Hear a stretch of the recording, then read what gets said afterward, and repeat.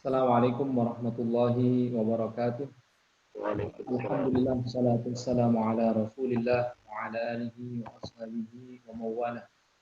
Ashhadu an la ilaha illallah wahdahu la syarika lah. Wa ashhadu anna Muhammadan abduhu wa rasuluh. Allahumma salli ala Sayyidina Muhammad wa ala alihi wa ashabihi ajma'in. Rabbi shrah li sadri wa yassir li amri wahlul 'uqdatam min lisani yafqahu qawli amma ba'du. Alhamdulillah, dengan izin Allah pada pagi hari ini kita akan melanjutkan kajian hadis kita dalam kitab Al-Arba'in An-Nawawiyah, hadis yang nomor ke-36. Kita bacakan bersama-sama.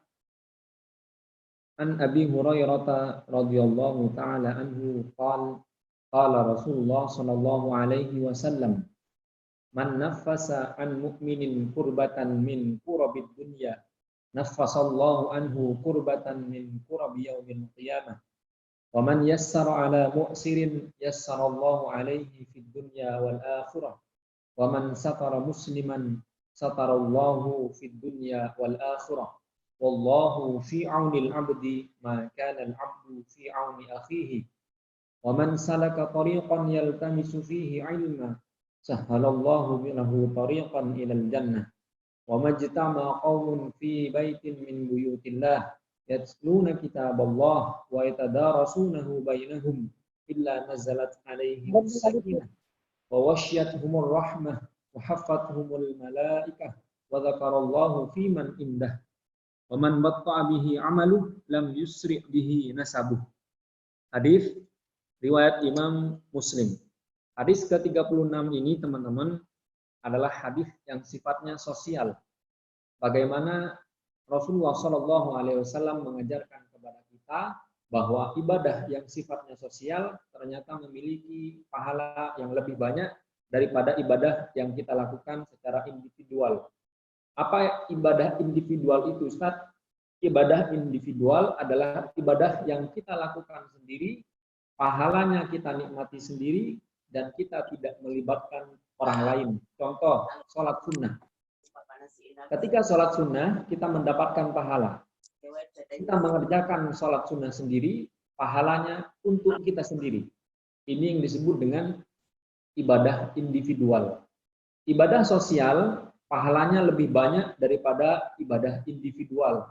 Contoh, sedekah, membantu orang lain, membantu orang yang membutuhkan, memudahkan urusan orang lain, dan sebagainya. Ini adalah ibadah yang sifatnya sosial.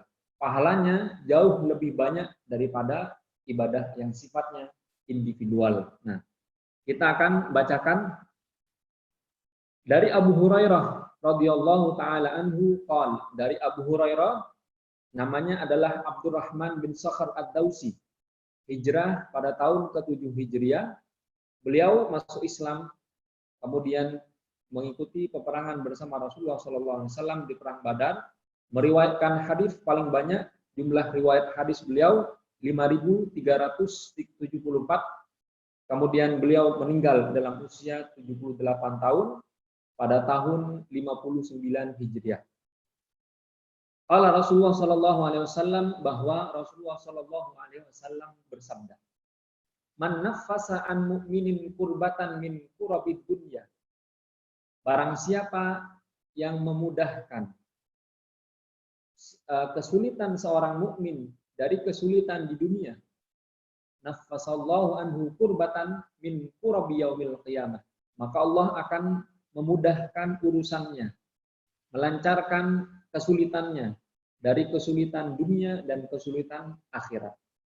Di sini Rasulullah SAW menggunakan kata nafasah. Nafasa artinya meringankan, melancarkan. Seperti halnya kita sedang bernafas, Pak.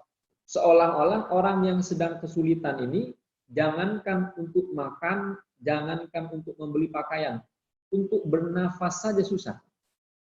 Nah, ini kita dianjurkan oleh Rasulullah SAW untuk membantu orang yang sedang kesulitan. Bagaimana mungkin mereka bisa hidup dengan tenang, sedangkan masalah mereka luar biasa banyaknya. Nah, orang-orang yang seperti ini wajib kita bantu. Apa yang kita dapatkan, Ustaz? Kalau kita membantu orang-orang susah, kita meringankan beban orang yang sedang kesulitan. Kata Rasulullah SAW, kalau seandainya kalian membantu saudara kalian di dunia, maka kelak di akhirat kalian akan dibantu oleh Allah Subhanahu wa taala. Ibadah sosial ada hubungannya dengan orang lain. Contoh, Allah di sini memberikan syarat pertolongan dengan syarat kita menolong orang lain. Pertolongan Allah akan datang kalau kita menolong orang lain. Kemudahan dalam kehidupan kita akan diadakan oleh Allah ketika kita memudahkan urusan orang lain.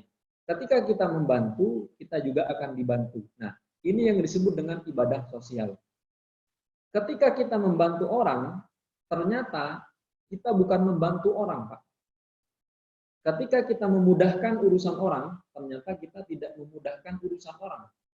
Yang sebenarnya terjadi adalah ketika kita memudahkan urusan orang, kita membantu orang-orang yang sedang tidak mampu, yang sebenarnya terjadi adalah kita membantu diri kita sendiri. Tapi kita tidak sadar. Kesulitan dan kemudahan, Allah semua yang mengendalikan. Ketika Allah bilang sulit, maka semua jadi sulit. Ketika Allah bilang mudah, maka semua akan menjadi mudah. Ketika kita memudahkan urusan orang lain, Allah akan berkata, mudahkan urusan orang ini. Kenapa kita dimudahkan? Karena kita membantu memudahkan urusan orang. Jadi teman-teman, mohon maaf, yang sekarang sedang kesulitan, jangan mencari solusi terlebih dahulu. Tapi bantulah orang lain yang sedang membutuhkan bantuan.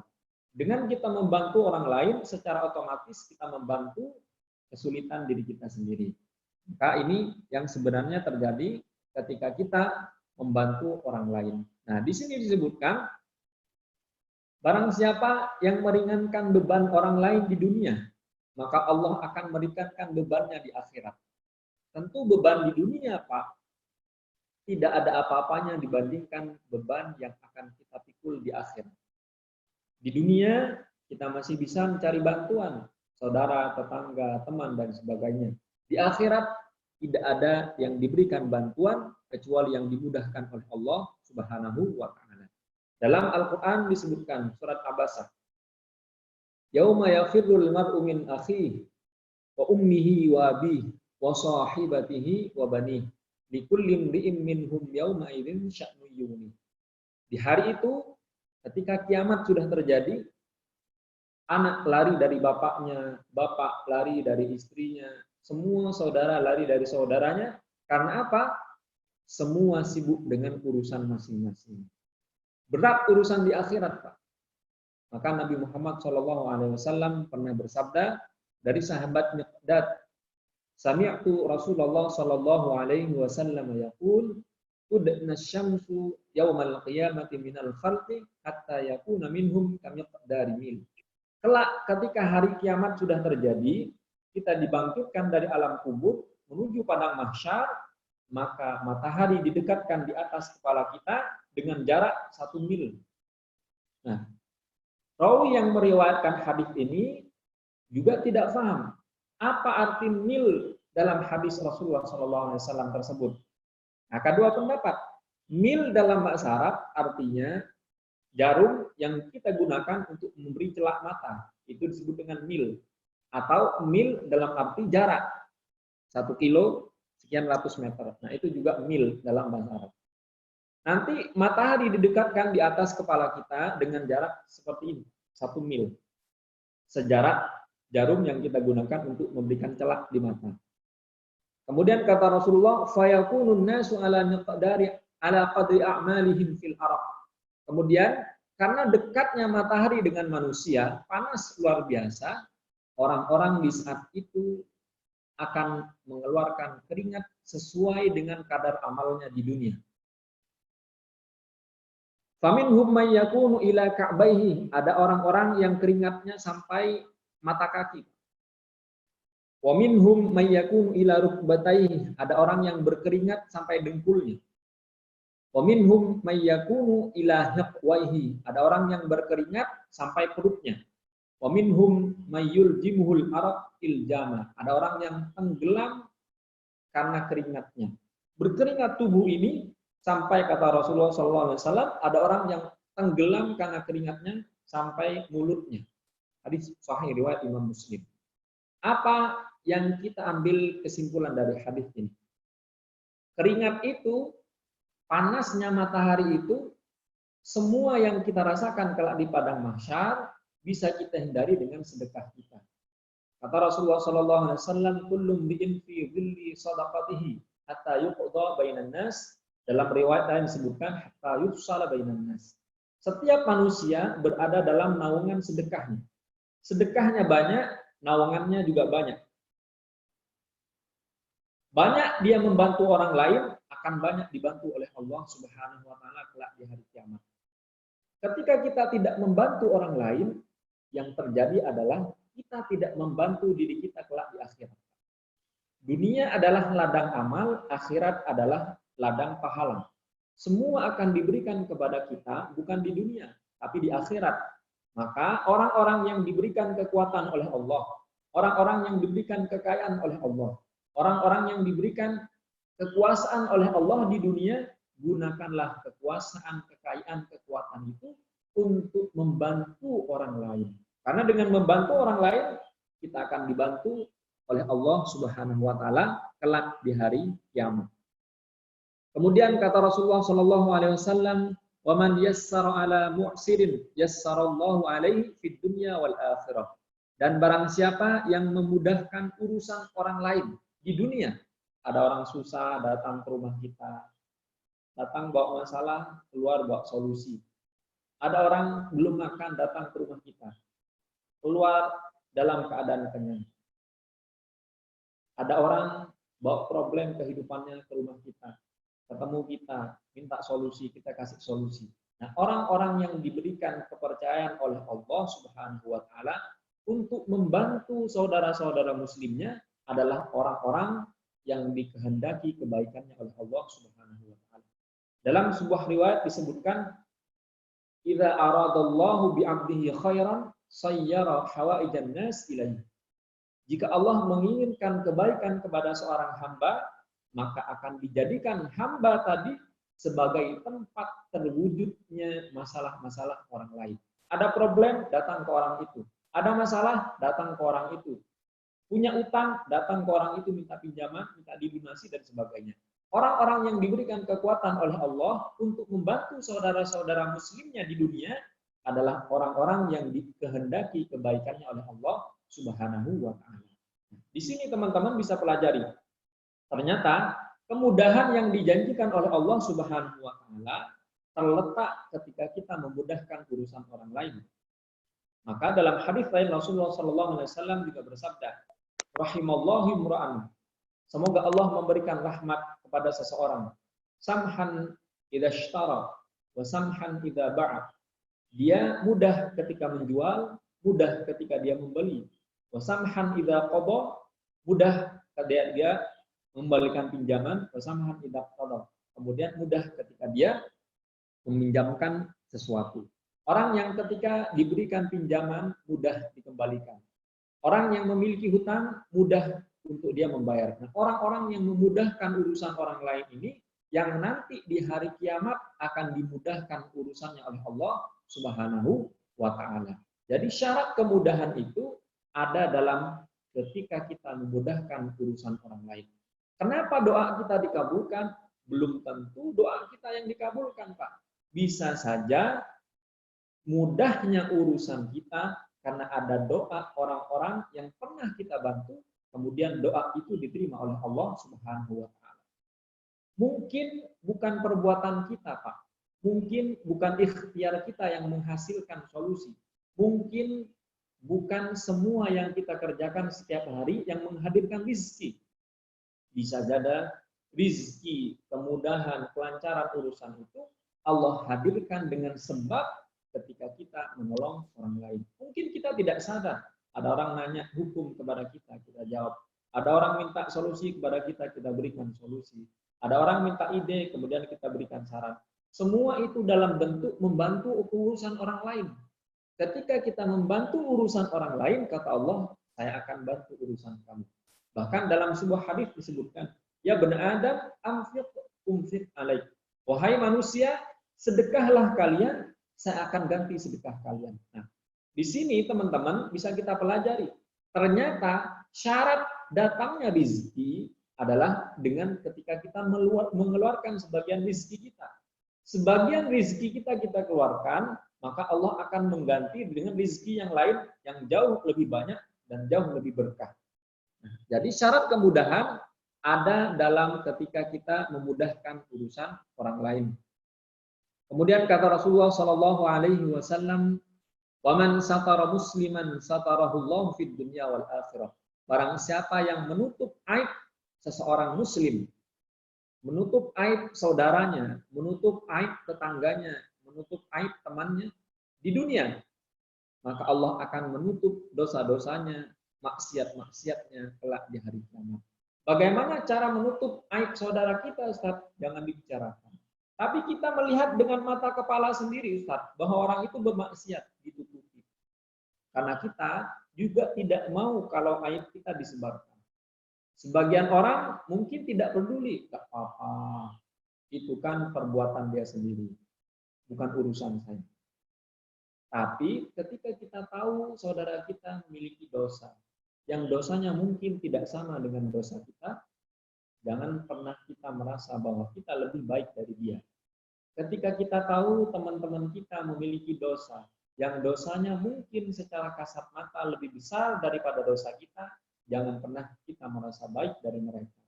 Ketika kita tahu bahwa dosa-dosa yang dilakukan oleh saudara-saudara kita, ternyata sekasat mata dosa mereka lebih besar dari dosa kita. Tapi di sisi Allah belum tentu kita lebih baik dari mereka. Dalam sebuah hadits disebutkan, man ayyara akhahu bidzambin qad taba lam yamut hatta yabtaliyallahu bidzalika dzamb.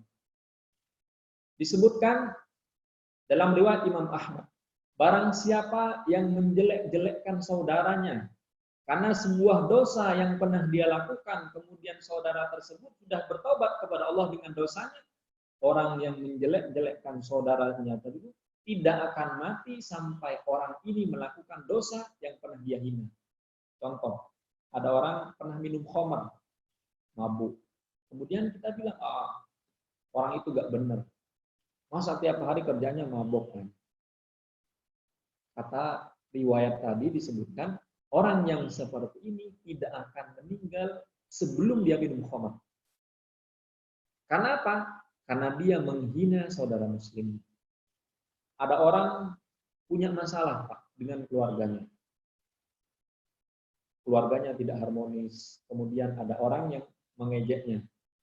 Ya biasalah, namanya juga manusia. Lagian sih, kamu begini. Akhirnya kamu gak akur sama suami kamu, bertengkar sama istri kamu.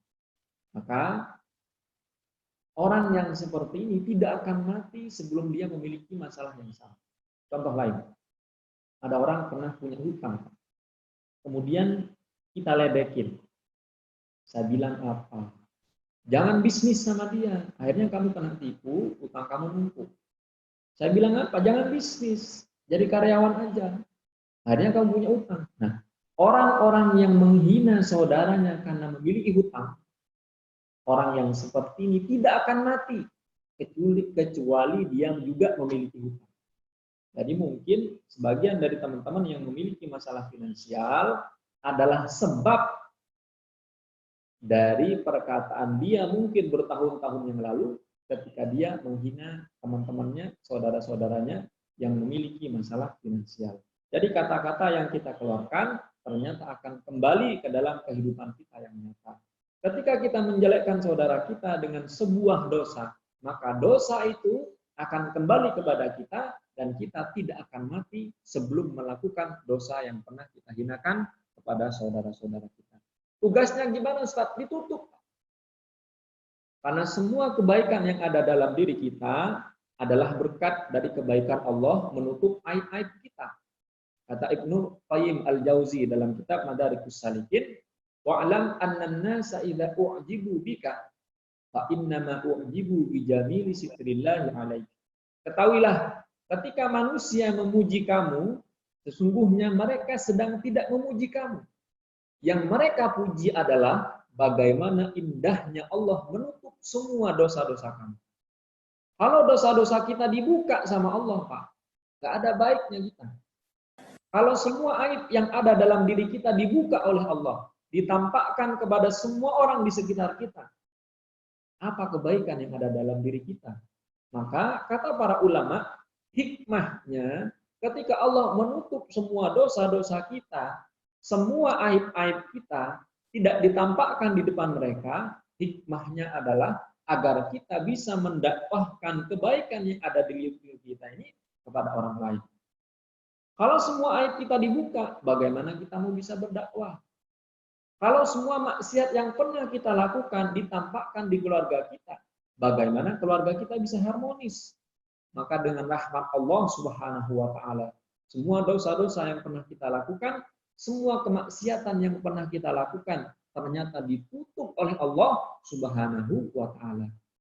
Kalau kita sudah tahu kita terbaik karena kita tertutup, kita dipuji karena dosa kita ditutup, kita disegani oleh orang karena semua aib dalam diri kita ditutupi oleh Allah Subhanahu wa taala, maka seharusnya kita juga menutup aib yang ada pada saudara kita.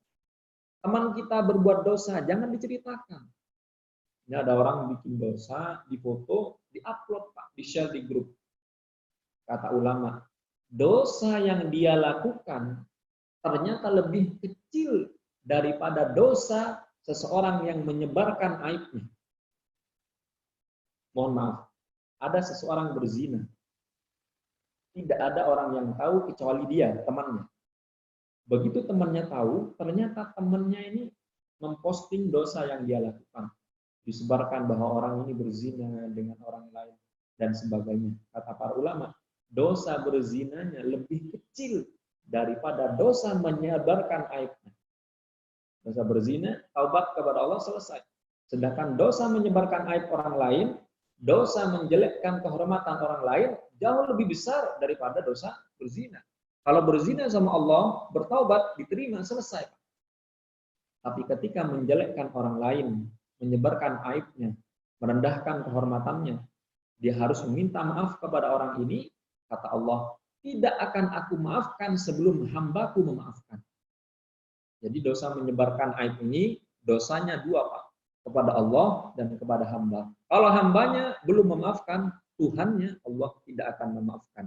Jadi teman-teman, jangan pernah menghina, mohon maaf, merendahkan orang lain yang sekarang misal belum hijrah. Jangan pernah meremehkan orang lain yang sekarang mohon maaf mungkin belum sholat. Doakan mereka agar mendapatkan hidayah dari Allah Subhanahu wa taala. Bisa jadi ketika Allah berikan kesempatan taubat kepada mereka, taubat mereka lebih bagus dari taubat kita. Sholat mereka lebih istiqomah dari kita. Sedekah mereka lebih banyak dari kita. Dan itu yang tidak pernah Allah berikan ilmunya kepada kita. Maka kata Rasulullah SAW, ketika kita melihat seseorang berbuat dosa, doakan orang itu. Kalau kita tidak mampu mencegahnya dengan tangan, mencegahnya dengan lisan, maka doakan dengan hati. Ya Allah, semoga orang itu bertaubat dari perbuatan maksiatnya. Jangan dibuka, Pak. Dosa membuka aib orang lebih besar daripada dosa maksiat yang dia lakukan. Tapi mereka berzina, Ustaz. Betul, berzina. Tapi mereka minum khamar, Ustaz. Betul. Tapi mereka makan riba, Ustaz. Betul. Ketika makan riba, bertaubat, diterima taubatnya, selesai urusan dia sama Allah. Tapi ketika kita menjelek-jelekkan orang yang berbuat dosa, maka dosa kita belum diampuni oleh Allah Subhanahu wa taala sebelum orang yang kita jelek-jelekkan karena dosa yang pernah dia lakukan mengampuni kita. Nauzubillah min dzalik. Kemudian kata Allah, wallahu fi aunil abdi ma kana al-abdu fi auni akhihi. Sungguhnya Allah akan menolong kita ketika kita menolong saudara-saudara kita. Apa yang bisa kita ambil pelajaran dari hadis ini? Ternyata teman-teman, untuk menolong diri kita sendiri membutuhkan pertolongan orang lain. Allah tidak mau nolong kita kalau kita belum nolong orang lain. Intinya seperti itu. Kenapa kita belum ditolong oleh Allah? Kenapa doa kita belum diijabah oleh Allah? Kenapa solusi belum dihadirkan oleh Allah? Karena bisa saja kita belum mau menolong orang lain. Siapa orang lain? Semua Pak yang memiliki masalah. Saudara, tetangga, teman, dan sebagainya kita tolong. Semampu kita. Tapi keadaannya begini Ustaz. Jangankan menolong orang lain Ustaz. Menolong diri sendiri aja kita susah. Misal ada yang berkata seperti ini. Mohon maaf. Allah menolong kita karena kita menolong orang lain. Nah ini yang disebut dengan ibadah sosial. Pertolongan Allah ada syaratnya Pak. Kata Allah, tolong hambaku, saya akan tolong kamu. Mudahkan hambaku, saya akan mudahkan urusan kamu. Jadi yang memudahkan urusan kita, yang menolong semua permasalahan kita, adalah pertolongan kita kepada orang lain. Kalau kita tidak mau menolong orang lain, tidak membantu orang-orang yang sedang membutuhkan bantuan, berarti kita tidak mau menolong diri kita sendiri. Maka teman-teman jangan kaget ketika ada pegiat yang dapat solusi luar biasa. Baru hijrah sebulan, 2 bulan, kemudian dibantu sama Allah. Apakah mereka bisa menyelesaikan permasalahan? Ternyata tidak. Yang menyelesaikan permasalahannya adalah ketika mereka membantu masalah orang lain. Mendakwahkan, memudahkan, dan menyebarkan ilmu adalah salah satu sebab datangnya pertolongan Allah Subhanahu wa Ta'ala. Jadi, kenapa pertolongan Allah belum datang? Bisa saja karena Allah belum melihat kita. Artinya, belum melihat kepantasan kita untuk ditolong. Akhirnya, yang terjadi, kita sibuk dengan hal-hal yang sifatnya teknis. Ikhtiar yang sifatnya batin. Ikhtiar yang sifatnya zahir saja. Batinnya tidak dibenahi. Kerja 7 hari dalam seminggu, 20 jam dalam sehari. Setiap hari kerja, berangkat pagi, pulang petang, peras keringat, banting tulang. Nah, ini ikhtiar yang sifatnya teknis. Tapi dalam konteks iman, hadis ini menjarankan bahwa ketika kita membantu orang lain, kita akan dibantu oleh Allah. Gak nyambung, Pak. Bayangkan, kita punya uang nih, 10 miliar.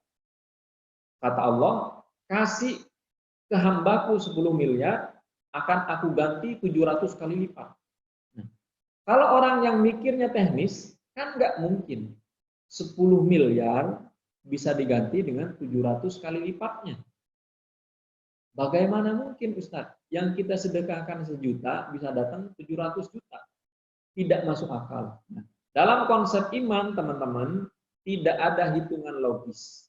Semua angka matematis akan tertolak karena adanya iman kepada Allah Subhanahu wa Ta'ala. Nabi Musa ketika dikejar Fir'aun, secara logis tidak akan selamat. Di depan Nabi Musa adalah Laut Merah. Di belakang Nabi Musa adalah Fir'aun dengan puluhan ribu tentaranya. Secara matematis, kekuatan Nabi Musa tidak sanggup melawan semua pasukan Fir'aun. Secara logis, tidak ada pertolongan. Tapi ternyata kata Allah, pukulkan tongkatmu ke laut, maka laut itu akan terbelah. Apakah Nabi Musa berpikir secara logis, masa sih ya Allah, tongkat kalau dipukulkan ada solusi? Masa solusi ada di badan saya ya Allah? Kalau Nabi Musa berpikirnya logis. Tapi karena ada iman, maka logisnya dihilangkan. Begitu dipukulkan, lautan terbelah, kemudian solusi dihadirkan oleh Allah Subhanahu wa Ta'ala. Selamatlah Nabi Musa, kemudian tenggelamlah Fir'aun karena tidak beriman kepada Allah Subhanahu wa Ta'ala. Kemudian kata Rasulullah sallallahu alaihi wasallam, "Wa man salaka tariqan yaltamisu fihi 'ilman, sahhalallahu lahu tariqan ilal jannah." Barang siapa yang menempuh sebuah jalan untuk menuntut ilmu, Allah akan memudahkan jalannya menuju surga. Apa sih surga di dunia? Surga bagi orang yang punya hutang, hutangnya lunas. Surga bagi orang yang belum punya jodoh, didatangkan jodohnya. Surga bagi orang yang punya masalah, ada solusinya. Surga bagi orang yang belum punya kerjaan, dapat kerjaan. Surga bagi orang yang berbisnis tidak laku dagangannya laku, naik omsetnya, naik profitnya. Itu surga di dunia, Pak. Bisa diraih dengan menuntut ilmu. Kata Rasulullah Shallallahu Alaihi Wasallam, muallimin nasil khair yastaghfiru lahu kullu syai'in hatta al-hitan fil bahr. Hadis riwayat Imam Tabrani. Orang-orang yang mengajarkan kebaikan kepada manusia, semua makhluk yang ada di bumi dan di langit, sampai ikan-ikan yang ada di lautan, akan memohonkan ampunan untuk orang itu kepada Allah Subhanahu wa taala. Bayangkan, Pak, berapa jumlah ikan di bawah laut? Berapa jumlah burung yang terbang? Berapa makhluk Allah yang ada di bumi? Berapa semut yang berada di bawah tanah? Jumlahnya saja kita tidak tahu. Tapi kata Rasulullah SAW, kalau kamu mengajarkan manusia kebaikan, mengajarkan agama Allah, mendakwahkan ajaran Rasulullah, semua makhluk Allah yang ada di bumi itu akan beristighfar untuk kamu.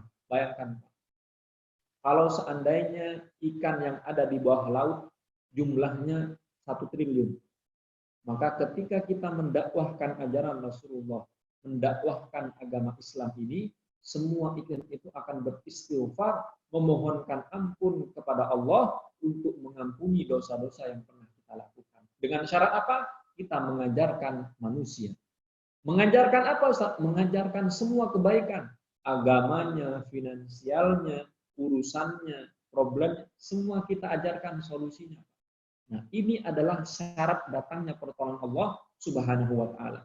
Ajarkan manusia kebaikan, amar ma'ruf, kemudian cegah mereka nahi mungkar dari perbuatan-perbuatan maksiat. Dengan seperti ini, kita akan dimohonkan ampunan oleh semua makhluk Allah yang berada di bumi dan juga para malaikat. Berapa jumlah malaikat? Lebih banyak dari jumlah manusia. Nah, ampunan Allah akan diberikan kepada orang-orang yang mengajarkan kebaikan. Bagaimana caranya, Ustaz? Saya tidak bisa ceramah. Menyebarkan isi ceramahnya. Bagaimana, Ustaz? Saya tidak bisa menyebarkan. Bikin status, undang orang-orang untuk mendengarkan kajian. Dengan seperti ini, pahala yang didapatkan akan sama. Pahala yang menyampaikan, pahala orang yang mengundang. Pahalanya sama. Maka kita berdoa, semua orang yang dihadirkan oleh Allah untuk mendengarkan kajian ini akan diberikan pahala yang sama.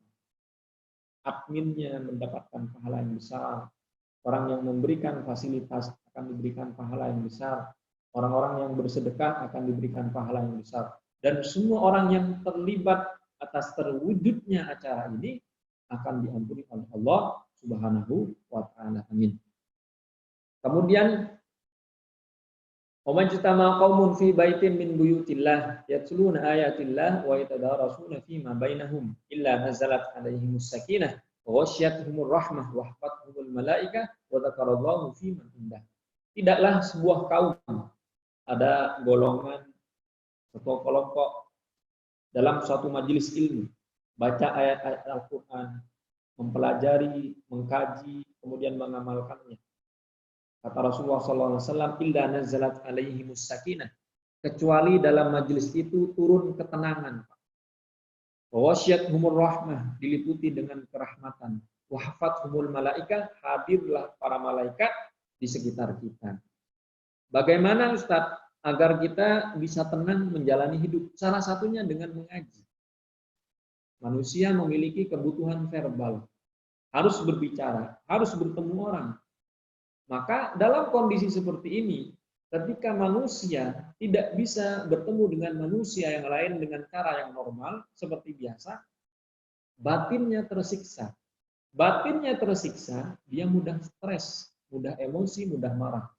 Maka teman-teman yang sekarang sedang berada dalam kondisi seperti ini harus sabar. Kita tidak bisa menuntut ilmu dengan normal. Tidak bisa ketemu dengan saudara kita dengan normal. Tidak bisa menjabat tangannya, tidak bisa memeluk tubuhnya. Nah, semua dalam kondisi seperti ini harus sabar. Ketika kebutuhan verbal kita tidak terpenuhi, maka emosi kita terpengaruh. Orang-orang yang terbiasa meeting, ketemu orang, ketemu, bercanda, ketawa-ketawa, dan sebagainya, sekarang nggak bisa. Maka orang yang seperti ini akan lebih mudah untuk stres. Caranya gimana Ustaz untuk mengurangi emosi? Salah satunya adalah dengan menghadiri kajian-kajian ilmu. Nah, kita butuh program seperti ini, Pak, agar teman-teman kita bisa berkomunikasi. Meskipun banyak materi yang dia pegang, uang banyak di rekening, Pak, makanan banyak berlimpah di rumahnya. Kalau dia nggak bisa ketemu orang, susah. Maka teman-teman, adanya kajian seperti ini adalah bantuan dari Allah untuk mengobati semua kerinduan yang ada dalam hati kita. Kita bisa bertatap muka, kemudian kita bertemu, menyapa teman-teman. Ini adalah kebutuhan pokok kita. Harus bertemu dengan orang lain, harus berbicara. Sebagian orang mungkin kesulitan materi, sebagian orang tidak bisa kerja. Tapi meskipun dia bisa kerja, meskipun banyak materi, kalau dia nggak bisa ketemu orang, Pak, nggak bisa bertatap muka, nggak bisa berbicara, maka batinnya tersiksa. Ini teman-teman mungkin ada yang merasakan dalam kondisi seperti ini, Ustaz, kita susah ketemu orang. Maka semua yang ada dalam diri kita, Pak, dicurhatkan kepada Allah Subhanahu wa taala agar semua kebutuhan verbal itu terpenuhi dengan baik. Wa hafathumul malaikah, ada malaikat di sebelah kanan, di sebelah kiri kita, ada malaikat yang mengitari kita. Kata Rasulullah SAW, sesungguhnya Allah memiliki malaikat yang tugasnya hanya untuk mendatangi majelis-majelis ilmu, kemudian duduk bersama mereka. Terlihat saat tidak terlihat, Pak. Karena kalau terlihat akan berbahaya. Bukan kita semakin khusyuk mendengarkan kajian, justru karena kita takut. Jibril saja ketika mau memperlihatkan wujud aslinya kepada Rasulullah SAW, Rasulullah takut. Makhluk apa seperti ini? Dalam sebuah hadis riwayatkan lahu sittu mi'ati janah, bahwa Jibril itu memiliki 600 sayap. Satu sayapnya, kata Rasulullah, besarnya seluas bumi. Satu sayap. Bagaimana kalau ada sayapnya 600? Dan bagaimana kalau makhluk yang bernama Jibril ini ditampakkan kepada kita? Rasulullah saja takut, apalagi umatnya seperti kita yang imannya jauh di bawah Rasulullah SAW. Maka dengan rahmat Allah, banyak hal yang sengaja ditutupi oleh Allah Subhanahu wa taala. Bakteri yang kecil memang tidak ditampakkan, Pak. Mungkin di tangan kita ada bakteri. Kalau semua ditampakkan oleh Allah, kita mau makan was-was. Maka meskipun ada bakterinya, tetap kita makan. Karena kita tidak tahu. Semua yang tidak ditampakkan oleh Allah, kata para ulama, adalah rahmat dari Allah Subhanahu wa ta'ala. Termasuk ilmu yang kita pelajari, semua tidak diberikan oleh Allah Subhanahu wa ta'ala. Allah, wa ma utitum minal ilmi illa qalilan. Sesungguhnya tidak aku berikan ilmu itu kepada kalian kecuali sangat sedikit. Kemudian kata Rasulullah sallallahu alaihi wasallam, wa man batta'a bihi amaluh lam yusri' bihi nasabuh. Orang-orang yang memiliki nasab yang tinggi, anak pejabat, anak bangsawan, keturunan keraton, keturunan sunan, keturunan kiai, memiliki darah biru, kata Rasulullah SAW, kalau nasabnya bagus, amal ibadahnya tidak bagus, tidak berguna. Bahkan Rasulullah SAW berwasiat kepada anaknya. Beliau berkata, wahai Fatimah, sesungguhnya aku tidak bisa menolongmu nanti. Maka perbaiklah amal, perbanyaklah bekal. Rasulullah saja mewasiatkan kepada anaknya, kelak tidak bisa menolong di akhirat. Bagaimana kita yang tidak memiliki hubungan nasab dengan Rasulullah SAW. Kemudian ulama berkata, man kana amaluhu naqisan lam yulhiqhu bimartabati ashabil a'mal. Kalau amalnya sedikit, amalnya sedikit, nasabnya tidak bisa menolong. Kemudian Allah berfirman dalam Al-Qur'an ketika menceritakan tentang anaknya Nabi Nuh alaihi salam. Innahu laisa min ahlik innahu amalun ghairu shalih. Quran surat Hud ayat 46. Ketika Nabi Nuh mendakwahi kaumnya selama 950 tahun. Tidak ada yang beriman kepada Nabi Nuh kecuali sangat sedikit. Termasuk anaknya. Anaknya Nabi Nuh ternyata tidak mau beriman kepada Nabi Nuh. Bahkan istrinya Nabi Nuh juga tidak mau beriman. Maka kata Rasulullah, yang nasabnya bagus, amal dan imannya tidak bagus, tidak berefek apa-apa di hadapan Allah Subhanahu wa taala. Nabi Nuh seorang nabi, seorang rasul, berdakwah kepada manusia mengajarkan tauhid. Tapi meskipun beliau seorang nabi, beliau seorang rasul, bahkan termasuk seorang rasul ulul azmi, anaknya tidak beriman, istrinya tidak beriman, dan istrinya tidak akan mendapatkan apa-apa dari imannya Nabi Nuh. Kata Allah, innahu laisa min ahli. Wahai Nuh, sesungguhnya anak dan istri kamu bukan, sesungguhnya anak kamu bukan keluarga kamu lagi. Karena keluarga dalam ini adalah keluarga dalam iman, bukan keluarga dalam nasab. Kemudian ada orang yang sangat kafir, Pak. Durhaka kepada Allah, mengaku sebagai Tuhan karena dia sudah terlalu lama menjadi raja. Siapa itu? Fir'aun, Ramses II. Fir'aun ketika sudah menguasai separuh belahan bumi, kemudian dia mengaku sebagai raja, tidak beriman kepada Allah. Apakah keimanan yang dimiliki oleh Nabi Nuh karena meyakini dirinya sebagai Tuhan berpengaruh terhadap iman istrinya? Ternyata tidak. Nabi Nuh kafir, tidak mau beriman kepada ajaran Nabi Musa. Tapi istrinya, maaf, Fir'aun kafir, tidak beriman kepada Musa. Tapi istri Fir'aun yang bernama Asia ternyata beriman kepada Nabi Musa. Meskipun disuruh menyembah kepada Fir'aun, ternyata beliau terpaksa menyembah Fir'aun. Bayangkan seorang istri disuruh menyembah suaminya sendiri yang mengaku sebagai Tuhan.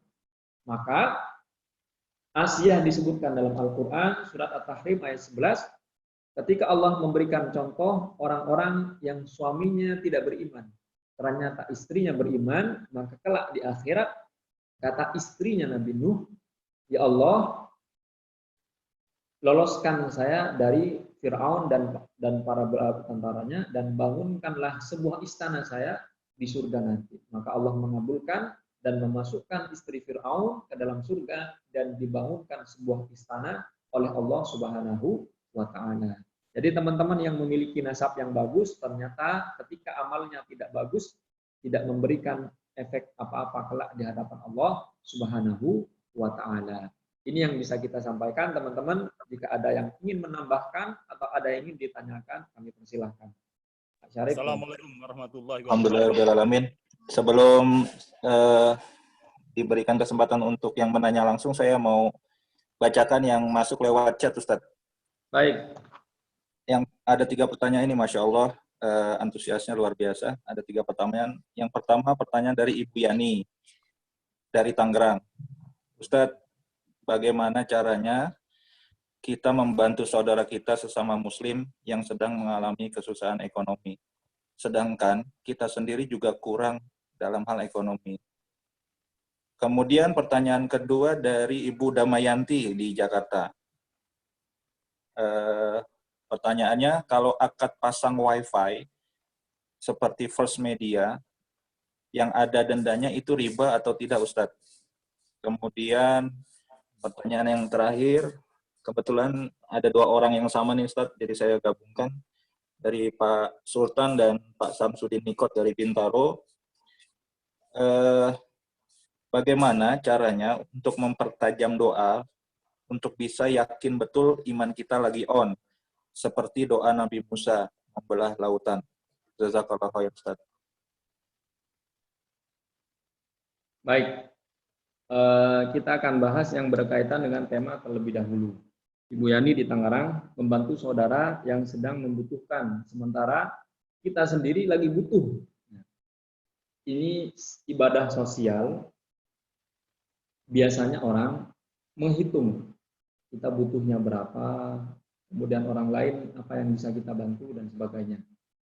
Dalam Al-Quran disebutkan dulu para sahabat wa yu'thiruna ala anfusihim walau kana bihim khasasah. Mereka lebih mengutamakan orang lain meskipun mereka sedang butuh.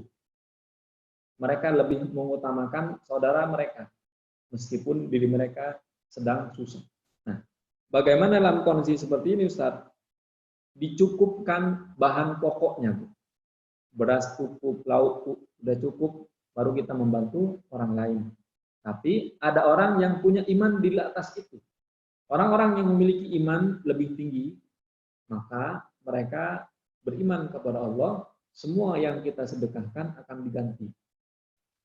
Bagaimana untuk memperbanyak harta, Ustaz? Dengan mengeluarkan harta yang lebih banyak.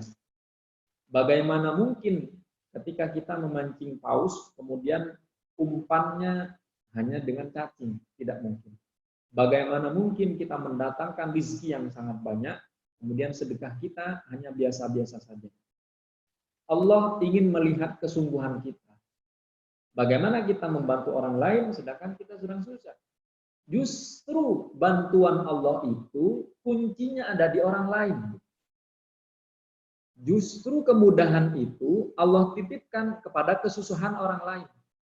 Kata Allah, bantu hamba saya yang susah, akan saya bantu urusan kamu biar mudah. Nah, semua kemudahan ini dijanjikan oleh Allah Subhanahu wa taala ada di orang lain. Ini yang disebut dengan ibadah sosial. Masa Ustaz? Nah, ketika kita mempertanyakan masa, kok bisa? Apa benar? Nah, ini wilayah iman. Dalam iman tidak ada hitungan logis. Tidak ada angka matematis. Semua yang dikatakan Allah, ya benar Adam, amfiq alaih. Wahai anak Adam, semua manusia, sedekahlah kalian, keluarkan apa yang ada di dalam rumah, Allah akan masukkan yang dari luar rumah. Keluarkan apa yang di kantong, Allah akan masukkan kembali apa yang sudah keluar. Nah, ini dalam konsep sedekah. Tentu sedekah itu sifatnya sunnah. Kecuali dalam hal-hal tertentu sifatnya wajib. Ada seseorang, mohon maaf, pelacur, masuk surga gara-gara membantu memberikan minuman kepada seekor anjing. Kalau kita hitung matematis, mohon maaf, wanita pelacur setiap hari bermaksiat, berzina, bahkan sehari berkali-kali. Kalau kita hitung, apakah dosa zina itu tidak lebih berat daripada pahala yang dilakukan ketika kita memberi minuman kepada seekor anjing? Bayangkan, kalau kita hitung pahala ngasih minuman, seperti apa sih pahala ngasih minum? Kan cuma kasih minum. Sedangkan dosanya, kalau kita hitung matematis, dosanya besar luar biasa. Tapi ternyata Allah Subhanahu wa taala memberikan kemudahan kepada wanita pelacur itu, dimudahkan jalannya masuk ke dalam surga gara-gara dia membantu seekor anjing. Bayangkan, hewan saja dibantu, kita dibantu. Apalagi ketika kita membantu orang lain. Dari mana datangnya Ustadz? Nah, ketika kita sedekahnya logis, maka yang kita pikirkan adalah logis. Begitu sedekah 1 juta, kita mikir, oh datang nih 700 juta. Ketika kita sedekahnya sudah tidak logis, semua yang kita punya, setelah kecukupan keluarga kita cukupi, baru keluarkan. Para sahabat ketika memiliki masalah di luar rumah, mereka masuk ke rumahnya, kemudian mencari barang-barang yang paling mereka sukai. Ada jam, ada baju, ada celana misalkan. Paling mereka sukai, kemudian diambil barang yang paling mereka sukai, misalnya oleh Allah Subhanahu wa taala. Tentu dalam ibadah sedekah ini tidak bisa matematis. Ini urusan Allah Subhanahu wa taala. Kapan dibantunya Ustadz? Semakin tinggi imannya, semakin cepat datang bantuannya. Semakin dia tidak meminta kecuali sama Allah, maka semakin Allah mendatangkan semua pertolongan lebih cepat. Bagaimana caranya Ustadz agar fokus meminta kepada Allah? Yakin bahwa semua yang ada di atas muka bumi ini tidak memiliki kekuatan kecuali kekuatan itu diberikan oleh Allah Subhanahu wa taala. Kalau kita malam meminta sama Allah, tapi siangnya minta kepada manusia, Allah gak akan bantu. Kita sudah sedekah, minta diganti sedekah itu. Apakah boleh? Boleh. Karena Allah yang menjanjikan. Kita mengejar gantinya? Boleh. Karena Allah yang mengatakan. Nah, kalau kita sudah keluarkan, jangan ditunggu. Kalau ditunggu, Allah gak mau bantu. Jadi yang kita keluarkan, kita ikhlaskan. Jangan dipikirkan. Nanti akan Allah gantikan dengan cara yang sangat indah. Dengan jumlah yang jauh lebih banyak dan dengan kualitas keberkahan yang jauh lebih tinggi. Jadi cukupkan apa yang kebutuhan pokoknya, kemudian keluarkan untuk orang lain. Insya Allah diberikan rezeki yang bertambah. Kemudian untuk Pak Sultan dan Pak Samsudin Mikot, bagaimana untuk mempertajam doa? Ini wilayahnya wilayah non logis. Orang MTR bilang unlog. Jadi dalam konsep iman sering kita katakan tidak ada hitungan matematis. Semua angka tidak berlaku. Karena hitungan yang ada di otak manusia tidak sanggup jika dikalkulasikan dengan hitungan yang berlaku dalam konsep keimanan. Jadi kalau Allah punya rencana, tidak butuh teknis, Pak. Ketika Allah memiliki rencana untuk menaikkan derajat seseorang, apakah butuh proses? Tidak butuh proses. Begitu juga ketika Allah ingin menjatuhkan seseorang. Secara logis, nggak mungkin kita jatuh, Pak. Modal ada, SDM ada, kerja rajin. Tapi kok bisa jatuh? Kok bisa bangkrut? Nggak logis. Nah, hitungan manusia yang bersifat logis ini tidak sanggup kalau dibandingkan dengan hitungan Allah. Begitu hitungan logis kita, nggak mungkin bangkrut. Semuanya sudah ada, SDM-nya unggul, ada timnya. Tapi Allah bilang bangkrut juga. Nah, dalam doa juga seperti itu. Kata Rasulullah SAW, "Man lam yad'u yughdab alaih." Barang siapa yang tidak mau berdoa, Allah akan murka kepada orang ini. Kemudian Rasulullah SAW juga bersabda, ketika kalian berdoa, falyu'azzimir raubah, fa innallaha la yata'adhamu syai'. Maka perbesarlah keinginan ketika berdoa. Minta yang besar. Karena tidak ada sesuatu yang besar kecuali Allah. Tidak ada sesuatu yang sulit ketika Allah bilang mudah. Bagaimana caranya biar doanya tajam? Salah satu caranya adalah dengan mengurangi maksiat. Maksiatnya berkurang, imannya bertambah, semakin yakin. Kenapa orang terlalu teknis? Karena dia terlalu banyak maksiatnya. Kalau orang terlalu mikir, masa sih Allah saya bisa dikasih segini? Kenapa? Ternyata setelah dia berdoa, dia bermaksiat. Akhirnya dia meragukan. Kan saya bermaksiat, saya pernah begini, saya pernah begitu, dan sebagainya. Maka ketika doa, dia tidak yakin. Doa yang tidak yakin tidak diterima, Pak. Kata Rasulullah SAW, "Ud'ullaha wa antum muqinuna bil ijabah, fa innallaha la yaqbalu du'aan min qalbin ghafil." Sesungguhnya ketika kita berdoa harus yakin 100% pasti diterima. Karena Allah tidak akan pernah mengabulkan doa yang ada ragu-ragu. Dikabulkan nggak ya sama Allah? Kalau dikabulkan, kapan ya? Orang yang seperti ini nggak pernah dikabulkan, kata Rasulullah SAW. Kemudian ketika berdoa, selain yakin, kita tidak boleh terburu-buru. Salah seorang sahabat bertanya kepada Rasulullah, bagaimana buru-buru itu ya Rasulullah? Orang yang berburu-buru dalam doanya, ketika dia sudah berdoa, dia berkata, da'autullaha fala yustajabu. Saya sudah berdoa kepada Allah, kok belum dikasih? Nah, orang ini yang termasuk orang yang buru-buru.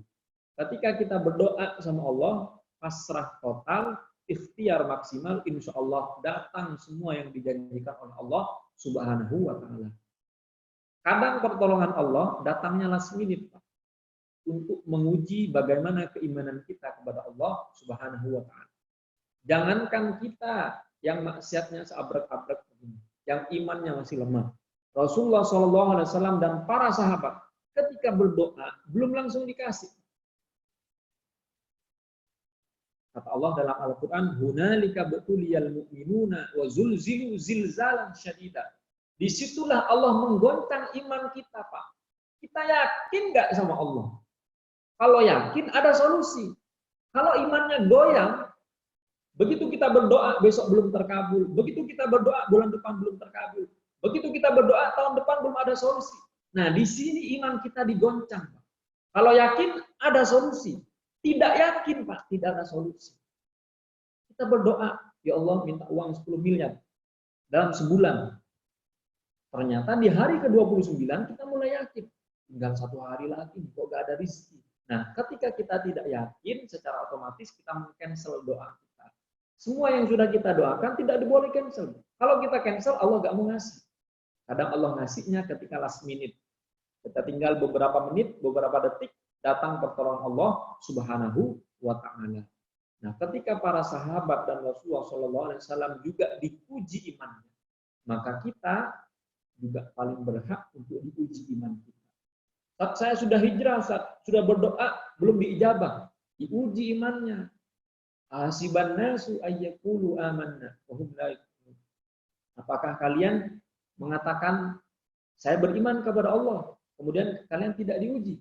Hum la yu'minun, tidak diuji? Tidak mungkin, Pak. Semua yang mengatakan beriman diuji oleh Allah Subhanahu wa Ta'ala. Jadi, doa ini agar tajam dibekali dengan senjata. Apa senjata, Ustaz? Sedekah. Bikin Allah itu terenyuh dengan usaha kita. Akhirnya Allah berkata, orang ini benar-benar ingin dikabulkan doanya, benar-benar ingin diampuni dosanya, kemudian hamba ini bersedekah, memperbanyak amal ibadah, dengan seperti ini insya Allah tajam iman dan doa kita. Salah seorang sahabat Umar bin Khattab ketika datang kepada Uwais Al-Qarni. Uwais Al-Qarni seharusnya adalah sahabat Rasulullah karena beliau hidup semasa dengan Rasulullah. Tapi karena beliau sibuk mengurusi ibunya, tidak jadi berhijrah dari Yaman menuju Madinah. Kata Rasulullah SAW, nanti setelah saya wafat akan datang satu orang dari Yaman yang bernama Uwais. Ketika Uwais datang, ciri-cirinya tubuhnya kurus, kemudian dalam tubuhnya ada seukuran koin bekas penyakit baros, penyakit lepra. Kemudian datang kepada Umar, apakah engkau Uwais? Kata Uwais Al-Qarni, benar saya Uwais Al-Qarni dari Yaman. Kemudian Umar berkata, doakan saya. Ini yang minta doa Umar. Umar bin Khattab, khalifah kedua, minta doa kepada Uwais. Ketika minta doa, doanya Uwais langsung dikabulkan oleh Allah Subhanahu wa Ta'ala. Nah, doa ini kata Rasulullah SAW tidak ada hubungannya dengan penampilan kita. Ada orang penampilannya rapi luar biasa, begitu berdoa tidak dikabulkan. Tapi kata Rasulullah SAW, rubba ash'ath aghbar madfu'un bil abwab law aqsama 'ala Allah la barrah. Ada orang-orang yang dimarginalkan, Pak. Mungkin dia pengamen, mungkin dia pengemis di jalanan, rambutnya tidak beraturan, penampilannya kusut. Kalau dia doa sama Allah, sekali doa dikabulkan. Nah, ini menandakan bahwa penampilan kita dalam berdoa, kondisi ekonomi kita, derajat sosial kita tidak ada apa-apanya di hadapan Allah Subhanahu wa Ta'ala. Maka teman-teman yang ingin dikabulkan doanya, kurangi maksiatnya, perbanyak sedekahnya. Insya Allah dengan seperti itu akan memudahkan kita untuk yakin kepada Allah Subhanahu wa Ta'ala. Alhamdulillah teman-teman, ini yang bisa kita pelajari pada pagi hari ini. Mohon maaf apabila ada kekhilafan. Terima kasih atas segala perhatian. Kita selalu berdoa kepada Allah agar selalu diberikan kekuatan dalam setiap keadaan. Semua kondisi yang dihadirkan adalah rahmat dari Allah. Baik dan buruknya, sedikit dan banyaknya, semua adalah rahmat dari Allah untuk menaikkan derajat kita kelak di hari kiamat, insya Allah. Kita tutup dengan doa kafaratul majlis. Subhanakallahumma wa bihamdika asyhadu an la ilaha illa anta astaghfiruka wa atubu ilaik. Sallallahu ala sayyidina Muhammad. Assalamualaikum warahmatullahi wabarakatuh. Berdasarkan angka lah mainnya.